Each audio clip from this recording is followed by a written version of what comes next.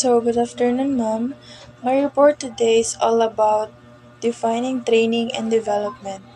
So, when we say defining training and development, isa ni siya sa pagtukoy sa pagsasanay at pagpapaunlad. Ang pagsasanay at pagpapaunlad ay tumutukoy sa pagproseso ng pagpapahusay ng mga kasanayan, kaalaman at kakayahan ng mga empleyado upang makamit nila ng mabuti ang kanilang mga layunin sa organisasyon. Ito ay mahalagang aspeto sa pamamahala ng tao na tumutulong sa mga organisasyon. Training programs.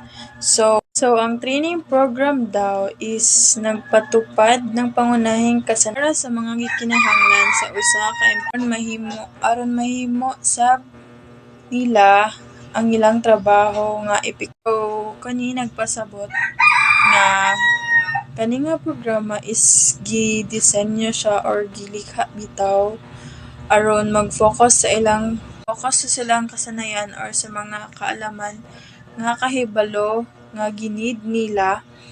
Then ang primary nga layunin sa programang ito is nagpapahusay sa mga abilidad sa mga empleyado.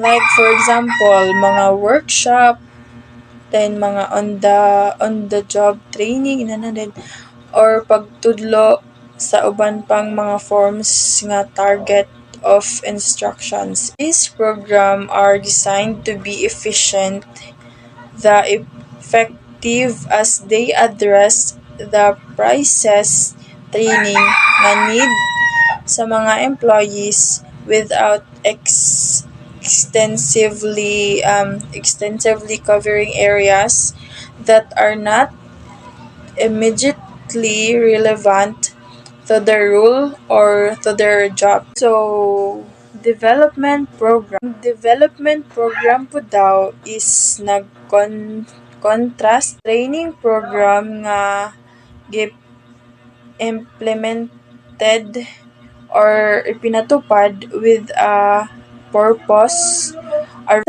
aron sa pag-andam sa mga empleyado alang sa umabot nilang mga mga tungkulin or mga responsibility na.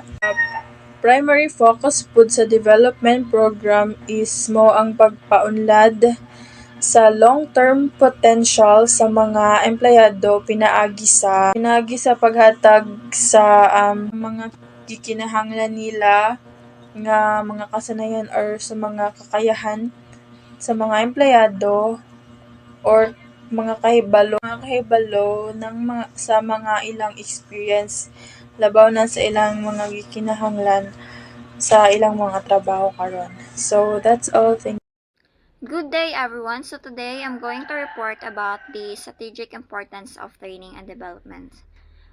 According to Melo 2014, employee training and development are increasingly recognized now as the most important organizational activity. So first, we have here technological advancement. We all know that technology keeps evolving really fast, right? It means kinahanglan mo learn og mga new things and kinahanglan pod mo let go og mga old skills ang mga empleyado labaw na nga dili na nila magamit sa sulod sa isa ka company or sa isa ka organization. Now, training program is mura na siya og tulay para sa mga empleyado for facing changes sa sulod sa isa ka company. So, dapat jud i-continue ang gi-offer nga training para sa mga empleyado for always updated sila and effective sila sa ilang jobs. Next is work redesign. So, ang job is nag-require og mga necessary skills like taking more responsibilities, showing initiatives, and better communication with others. It is important to have training and development programs aron makatabang sa mga empleyado to adapt and to grow sa ilaang rules or sa ilang jobs. So, kaning work redesign, it's like updating a job description para makafit bitaw sila sa modern workplace and pag-ensure sa mga empleyado nga naa sila support makuha para sa ilaang needs and para makasucceed sila sa pag-upgrade sa ilaang jobs. So, the last strategic importance of training and development is mergers and acquisition. So, training and development programs is like a guidebooks and language classes for this new neighborhood. So, nakatabang ni sa mga empleyado para maka-adjust sila sa new culture, maka-learn sila sa mga process and procedures sa company, and para komportable pa po sila sa mga new rules. So, in short, mergers and acquisition is understanding about the changes of the company. And training program is nakatabang sa mga empleyado sa paghanda sa mga changes sa sulod sa isa ka company and sa isa ka organization. Planning and strategizing training. Evaluation, identifying training needs, requires true understanding of business operations. Utilize various methods such as surveys, interviews, and feedback. Analyze needs from organizational tasks and individual perspectives. Objectives. Objectives should address identified training needs. Emphasize specificity, ensure accurate evaluation. SMART objectives are crucial. Design and delivery. Before designing a training program, organizations and need assess resource, choose between in-house or outsourced training. Budget effectively, gain top management approval, and emphasize the program's value as an investment. So let's proceed to the training methods. There are two types of training methods, the off-the-job training and the on-the-job training. Let's talk about off-the-job training. Off-the-job training, it refers to training that takes place outside the regular work environment. There are some examples of off-the-job training. First is job rotation. Job rotation is the changing positions within the workplace. For example, ako is isa ko ka-employee and then, na-assign ko sa marketing department. Tapos ganahan pa man ko nga ma-expand ang akong skills sa uban nga mga processes. So taga na pod ko nilang time like months na i-assign na pod ko sa lain nga department. Next is internship. Internship is like OJT na magtrabaho ta sa isa ka company or in establishments na related sa to ang course. And then coaching. Coaching is focuses on guiding individuals para ma-develop ang ilang mga skills sa trabaho and also to achieve their specific goals. Last is job instructions. Job instructions, it refers to the detailed guidelines or procedures sa isa ka company where the instructions there is clear and specific.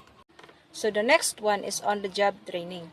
On-the-job training or OJT is a method of training employees within the actual work environment. There are also examples of this type of training methods. First is distance learning and video conferencing. Distance learning and video conferencing, it plays a role in facilitating live lectures, interactive discussions, and one-on-one sessions between employees and instructor of the company.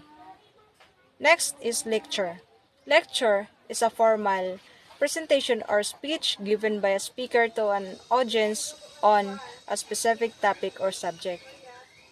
Next is simulation. Simulation is to provide employees with a realistic and interactive learning experience within a controlled environment. The last one is role play. Role play is an effective training to boost employees' confidence and readies them for real-world work by engaging them in simulated scenarios. Measuring training effectiveness. Measuring training effectiveness has four-level training evaluation model. The first one is reaction.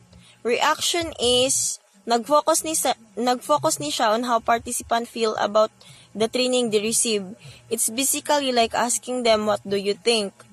After the training, ang participant usually asked to fill out service form where they can share their opinions. The second level is learning.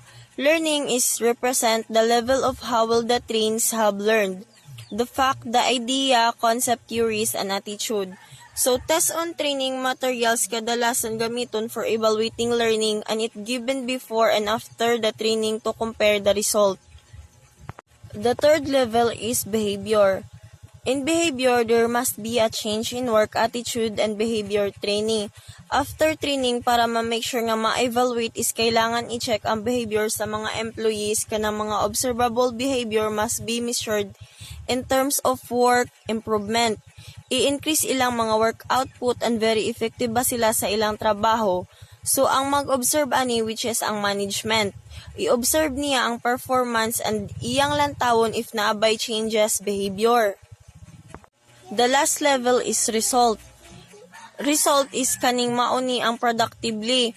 Ni-improve ba, ni turnover ba, or nabawasan ba, ang quality ni increase ba, ang sales ba ni increase if ang cost nag-maintain ra ba, and then comparing records before and after the training, you can do the evaluation. And then i-compare nimo ang before and after of training if naabay na usab.